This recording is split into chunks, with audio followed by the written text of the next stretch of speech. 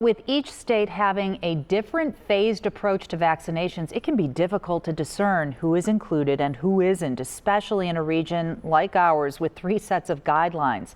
Some families with vulnerable people wonder why they're not on a list. WCPO 9 News reporter Larry Seward breaks it down. This is Harrison. He's 9, lives with Down syndrome, and needs in-person learning and physical therapy to thrive. Outside going. All summer, his parents wondered how they'd safely get him back in school. Plexiglass protects him in class, and his teachers will soon have vaccine, but Harrison is too young for his own shot, and under Ohio's coronavirus vaccination plan, other care providers are not a priority. This is a kid who has a lot of sensory needs, like younger kids do, in terms of licking things. And so he gets sick a lot. And so it would not be unusual for him to get something like this.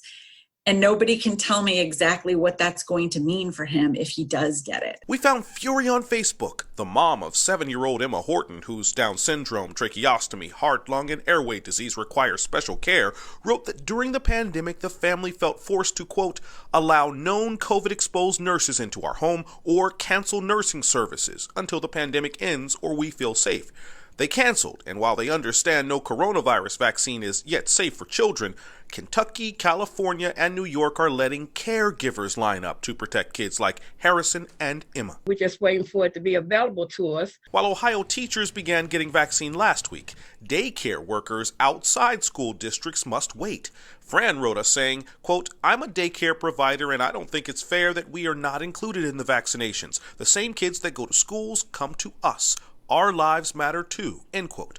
In a statement, the governor's office told us, while there is a compelling case for this group and many groups to receive vaccine as soon as possible, there is not enough vaccine supply right now to vaccinate all groups at this time.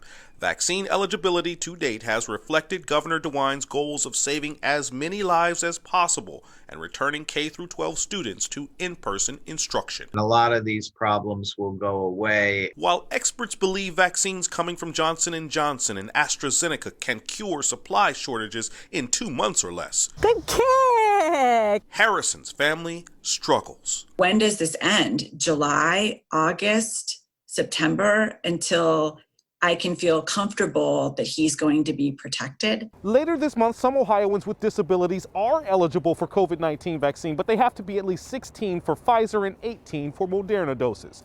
Larry Seward, WCPO 9 News.